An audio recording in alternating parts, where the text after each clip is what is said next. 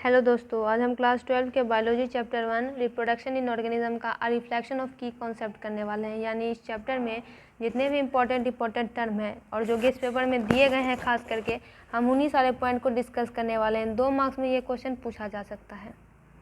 पहला टर्म है, यहाँ पे हमारा आता है रिप्रोडक्शन। रिप्रोडक्शन चैप्टर का ही नाम है, तो रिप्रोडक्शन होता क्या है?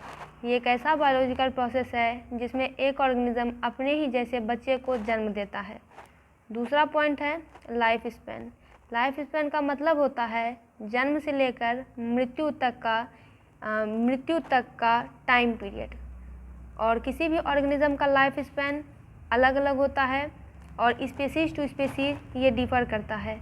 जैसे कि आप एक एग्जांपल को देखिए, यहाँ पे लिखा हुआ वैसे नहीं है कि अगर मे फ्लाई है उसका लाइफ स्पैन 1 दिन है, जबकि गायन टोटोइज का life span longest living animal है, 100 से 150 साल होता है। तीसरा पॉइंट है पार्थेनोजेनेसिस। पार्थेनोजेनेसिस क्या है? तो ये सेक्सुअल रिप्रोडक्शन का ही एक मॉडिफिकेशन है जिसमें कि एग कंप्लीट ऑफस्प्रिंग में, कंप्लीट बच्चे में तब्दील हो जाता है, लेकिन फर्टिलाइजेशन प्रोसेस इसमें होती ही नहीं है।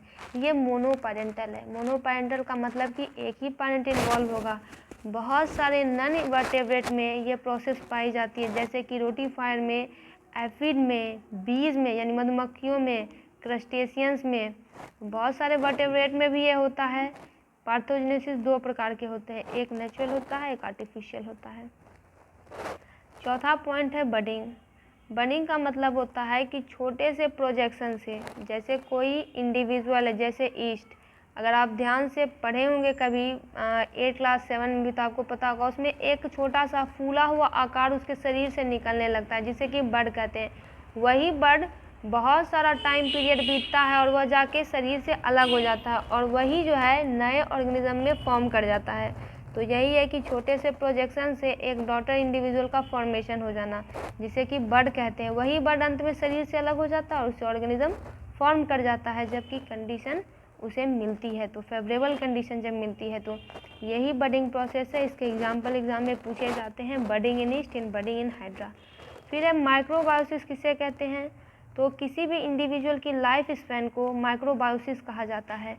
जैसे हम लाइफ स्पैन ना बोलेंगे, माइक्रोबायोसिस ही बोल देंगे, तो बात एक ही हो जाएगी। छठा पॉइंट है हमारे पास जीरोंटोलॉजी का। जीरोंटोलॉजी का मतलब होता है जिसमें एजिंग के प्रोसेस को, यानी समय जो है हमारा एज जो है वो हम लगातार जो हमारा एज जो है बढ़ता जा रहा है। एक समय आएगा जब हम बूढ़े हो जाएंगे, तो यही की स्टडी कहलाती है जेरोंटोलॉजी। फिर है न्यूजेनेसिस। क्या होती है? न्यूजेनेसिस का मतलब होता है रीजनरेशन का ही एक दूसरा टर्म है। रीजनरेशन किसे कहते हैं? जैसे कि कोई एनिमल है, उसका एक पार्ट कट गया, तो फिर क्या होता है, वहाँ से उसका पार्ट निकलने भी लगता है, तो क्या करता है, वो रीजनरेट कर जाता है।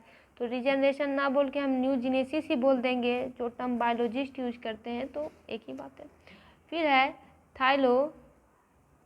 थैलाइटोकी। किसे कहते हैं? थैलाइटोकी पार्थोजेनोसिस का ही जो है एक टाइप होता है। इस प्रकार के पार्थोजेनोसिस में सिर्फ फीमेल ही प्रोड्यूस कर पाते हैं इस प्रोसेस से। ये सोलेनोविया ऑफ लेड्यूप्टेरा में होता है, लेक्टेरा सेक्सिकोला आर्मेनियाका में होता है, रेमोटाइप्लोप्स ब्राह्मिनस में होता है। ये सारे एग्जाम्पल हैं। फिर है हेनोटोकी। ये भी एक प्रकार का पार्थोजेनोसिस है। इसमें इस प्रोसेस से सिर्फ मेल प्रोड्यूस होते हैं। ये रोटीफायर में, बीज में यानी हनी बी में, वास्प में, टिक में, माइट में और बहुत सारे स्पाइडर में ये प्रोसेस पाई जाती है।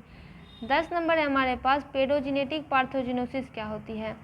जब पार्थोजेनोसिस लार्वा में होती है तो इसे पेडोजेनेटिक पार्थोजेनोसिस कहते हैं। ये लीवर फ्लूक के लाइफ साइकिल में पाया जाता है। 11 नंबर है हमारे पास कि life span of an organism. Life span का मतलब हमने समझ लिया कि period from birth to natural death. अब इसमें 4 स्टेज होते हैं। पहला स्टेज होता है जुवेनिलिटी का। इस स्टेज में ऑर्गेनिज्म में ऐसी क्षमता आ जाती है कि वह रिप्रोड्यूस कर सकता है। दूसरा स्टेप होता है मैच्योरिटी का। इस स्टेज में रिप्रोडक्शन बिगिन हो जाती है।